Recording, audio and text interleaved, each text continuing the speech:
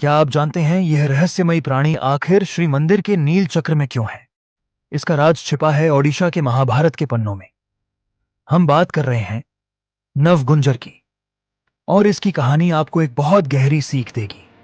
कहते हैं अपने 12 साल के वनवास के दौरान एक दिन जंगल के बीचों बीच अर्जुन तपस्या में लीन थे। तभी उनके सामने एक ऐसा प्राणी आया जिसे देखकर वे घबरा उठे।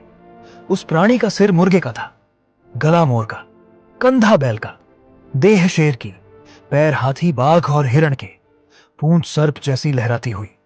और सबसे अनोखी बात तो यह थी, उस प्राणी के पास एक हाथ मनुष्य का था जिसमें उसने एक कोमल सा कमल पकड़ रखा था।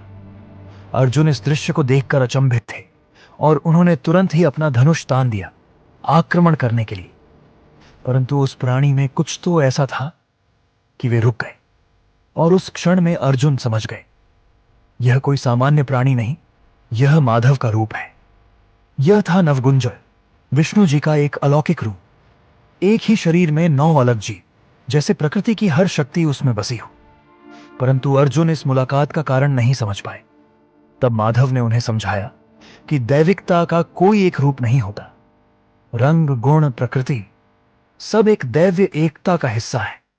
इंसान को दिव्यता किसी भी रूप में मिल सकती है, वे हर जगह है। और कई बार वह रूप जिसे मनुष्य सोच भी नहीं सकता, उस स्वरूप में भी दैविकता की झलक होती है। और यही तो ओडिशा की खूबसूरती है, जहां स्वयं प्रभु एक नहीं, अनेक रूप में मिलते हैं।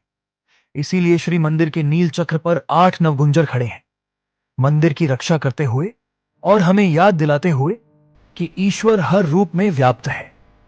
भारत से जुड़ी और कहानियों के लिए फॉलो करें